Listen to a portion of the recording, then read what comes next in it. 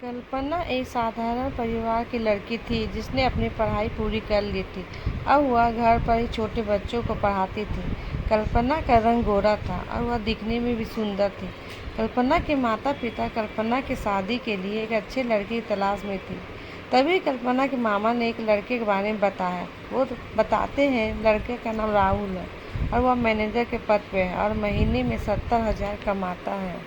कल्पना के माता पिता ने लड़के की फ़ोटो देखी तो उन्हें लड़का पसंद आ गया। उन्होंने कल्पना को फ़ोटो दिखाई तो कल्पना ने कहा आप लोग को जो अच्छा लगे।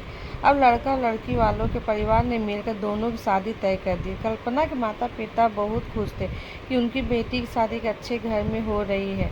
पूरे धूमधाम से कल्पना की शादी हो गई। अब कल्पना अपने बचपन का घर छोड़कर नए घर में चली गई। कुछ दिन कल्पना को अपने माता पिता और घर की बहुत याद आई। कल्पना की शादी को अब महीनों बीत गए थे। अब कल्पना के पति राहुल का व्यवहार कल्पना के प्रति बदल चुका था।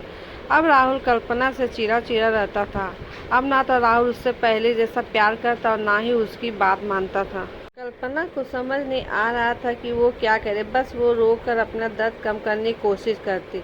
एक दिन कल्पना को पता चला कि राहुल सिगरेट पीने के बहाने छत पर किसी लड़की से बात करता है।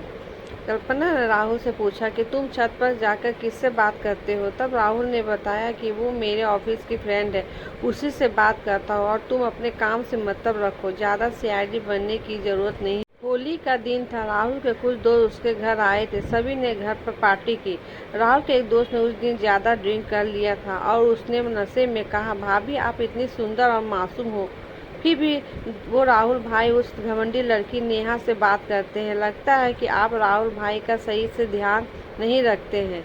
यह सुनकर कल्पना का शक यकीन में बदल गया। अगली सुबह जब कल्पना ने राहुल से पूछा कि नेहा कौन है और आपकी क्या लगती है, राहुल ने कहा मैं तुम्हें क्यों बताऊं। कल्पना ने कहा मैं आपकी पत्नी हूं। राहुल ने कहा देखो तुमसे पहले वो मेरी लाइफ में आई। तो कल्पना ने कहा तो तुम मुझसे शादी क्यों की। राहुल बोला बस तुम अच्छी लगी तो कर लिया शादी। कल्पना ने कहा अब देखो मैं उस कमीनी लड़की को कैसे सबक सिखाती हूँ। कल्पना ने जब नेहा को कमीनी कहा तो राहुल को बहुत गुस्सा आया और उसने कल्पना को बहुत मारा और कमरे में बंद कर दिया। कल्पना की सास को सब पता था, फिर भी वो बेटे के सामने एक शब्द नहीं बोलती। शाम को जब राहुल आया तब उसने घर का दरवाज़ा खोला। उस दिन कल्पना की तबीयत बहुत ज़्यादा खराब हो गई, फिर भी उसी हालत में उसने खाना बनाया। कल्पना ये सारी बातें अपनी माँ को बताना चाहती थी लेकिन चाह कर नहीं बता सकती, क्योंकि वो जानती है कि अगर उसके माता पिता को ये सारी बातें बताई तो वो परेशान हो जाएंगे। राहुल अब कल्पना के साथ नौकरानी जैसा व्यवहार करता था और उसे छोटी छोटी बातों पर मारता पीटता था। धीरे धीरे कल्पना डिप्रेशन में का शिकार होने लगी।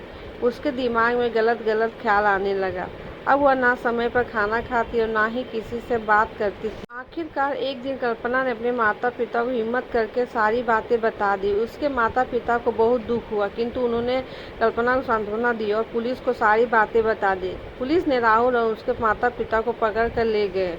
दोस्तों, परिस्थिति चाहे जैसी भी हो, हमें कभी भी गलत कदम नहीं उठाना चाहिए, बल्कि अपने करीबी लोगों से बात करनी चाहिए। कोई ना कोई हल निकल ही जाएगा।